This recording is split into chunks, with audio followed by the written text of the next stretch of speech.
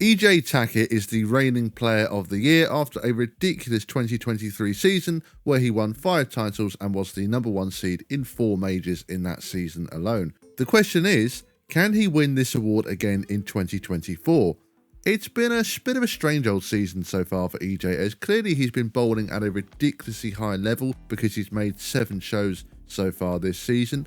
He's just struggled to get it done on TV. He went 5 straight shows without winning a title, but finally broke that drought, winning the Shark Championship on April the 17th. And now he has a chance to win a 2nd title this season in the same week and claim his 5th major at the World Championship. With a win here, it would completely change the Player of the Year race and give EJ serious claims, but in order to do so, he'd have to do it the hard way, climbing the ladder from the 4th seed, although he's the only right-hander on the telecast, which could obviously play a huge advantage if he gets lined up. So let's break down what happened on this telecast and see whether EJ can in fact run the ladder. He's the defending champion too, so it's a big chance to win back-to-back titles. The last person to do this was Jason Belmonte, who technically did a 3-peat as he won in 2017, 2019 and 2020, but the World Championships was not held in 2018. Before that, you'd have to go back to 2008 when Norm Duke did it, and before that, all the way to the 80s when Earl Anthony 3-peated. So clearly, this is an incredibly difficult feat to accomplish. So on to match number 1, and it's EJ facing 19-year-old Eric Jones, who earned the #5 seed after winning the play-in stepladder on Saturday, thanks to shots like this. Learn these lanes, learn what life is like out here, and pick up things like that. Oh yeah! You bet, Jonesy. Oh, you got it! He got it, Randy!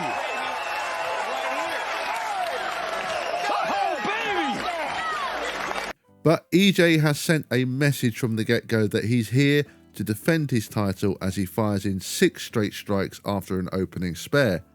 Jones is doing his best to stay in the match, making some good shots himself. EJ leaves a 4-pin in the 8th, which he spares for a 30-pin lead, but Jones goes high in the 8th, leaving the 4-7, although he does strike in the 9th. So EJ is in full control still, until he isn't. This shot on the right lane was slightly inside and he pays the price, leaving the 4-10.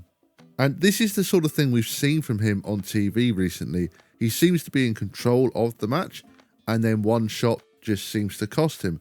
So now EJ has some work to do to shut out Jones, as he needs a double and 2 pins in the 10th frame. And to be fair to Tackett, he puts the Open out of his mind and puts down 2 excellent shots to advance to match 2. There was almost a little wobble there from Tackett, but he managed to hold things together, and that's 1 lefty down with just 3 more to go. Match number 2 sees Graham Farr come in, and Farr is an interesting one because he came roaring onto the scene, winning the 2016 Players Championship, which was his first ever PBA national event, and he beat Ryan Simonelli in the title match, bowling a 279, and at the time became the first Canadian to win a tour title. In the pre-match interview, Farr spoke about how he felt he peaked a little bit too early, as he's not won since, but he'll be hoping to turn things around today. Farr is going with the Black Pearl Urethane and starts off with a strike. EJ, meanwhile, picks up where he left off in match 1 with an opening double. Farr doubled in the 3rd and 4th, but then started to have carry issues, leaving a number of 9 spares. 2 more strikes from EJ means he has a 22-pin lead going into the 7th, but he's inside of target and pays the price, leaving the 4-10, and he left one of these on the right lane in match 1. Now this is a bit of a different match, as the lead has been cut all the way down to 8 pins, but it's a better shot in the 8th and EJ kicks out the 4-pin. Farr has gone 3 9 spares in a row and makes it 4 after leaving this weak 7-pin. He takes a timeout before the 9th frame to discuss things with Mike Wolf, and they decide the adjustment should be more loft and to keep the speed up, but this one doesn't make it back, and although pins go around the 3-pin, it will be another 9 spare. EJ puts in a good shot on the right lane but leaves a 10-pin and spares it, so he does still have a 10-pin lead. He now needs to double in the 10th to shut out Farr, but he comes in light to leave the 2-4, and this was perhaps a pinch wider and potentially a bit fast as well. So Farr can now win this with a double and 9, Unfortunately, he hasn't struck since the 4th frame, so what can he find here? Can he somehow find 3 good shots? But it's not to be, and this was just way inside, and EJ Tackett will win his 2nd match in a row and continue his quest to run the ladder as he takes on the 2 seed Jesper Svensson in the semi-final.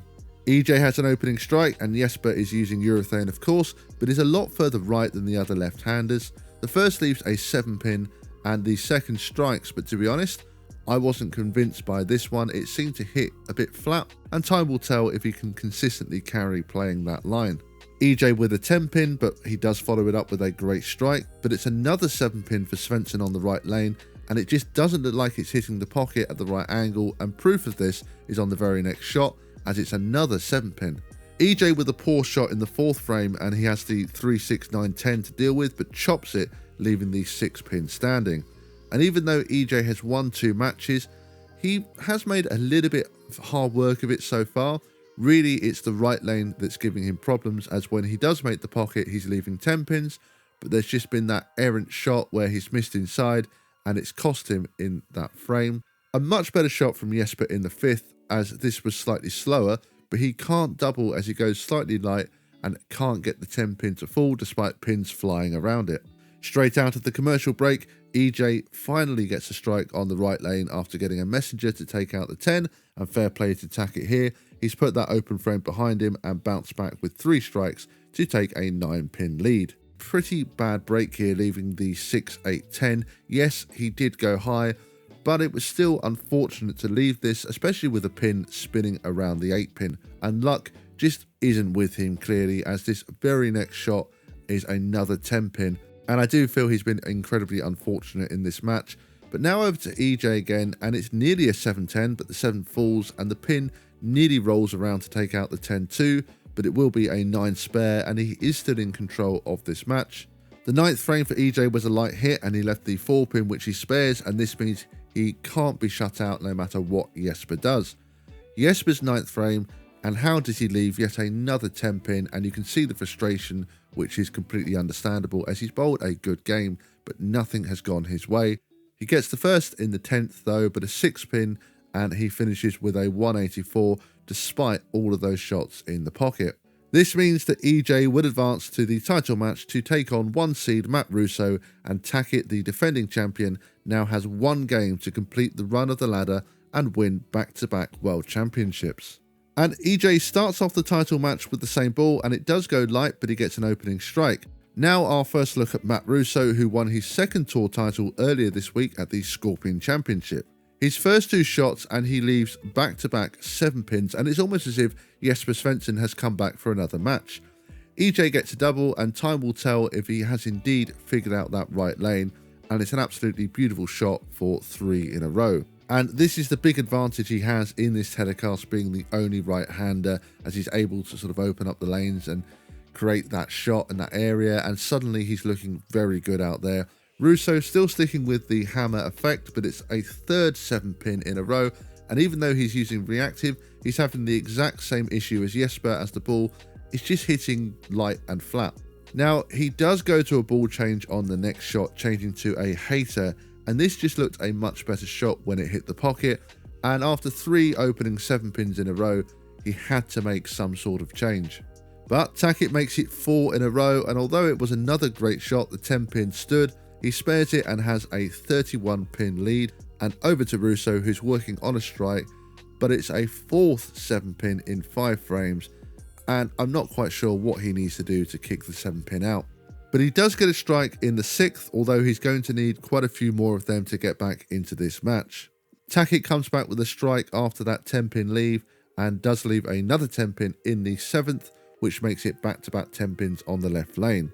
Russo leaves the double wood in the 7th frame, and time really is running out to mount a comeback, and he's definitely going to need some help from EJ to do so. One small consolation here, as he does finally get a 7-pin to drop after this nice rolling messenger takes it out. A 10-pin for EJ on the right lane, and he looked a little bit nervous to me as going up on the approach, so he just needs to hold things together as the finishing line inches ever closer. He spares the 10 and leaves another 10-pin and spares that, so again it's still in his hands and he cannot be shut out.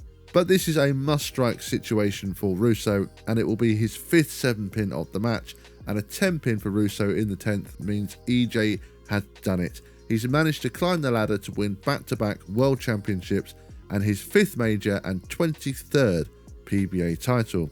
And what a different week it's been for EJ. After 5 shows this season in a row without a title, he's won 2 titles in a week.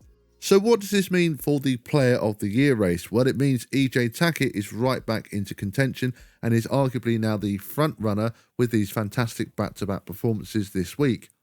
However, to really seal Player of the Year, I feel he has to win one more title, and with the Tournament of Champions just starting, he'll have a chance to add another major title to his growing collection. And given how dominant he's been and how many shows he's made this season, you just kind of know he's going to be in contention throughout the week. So that's going to bring an end to today's video. Thank you all for watching, and don't forget to comment below and let me know who you think the Player of the Year is going to be for the 2024 season.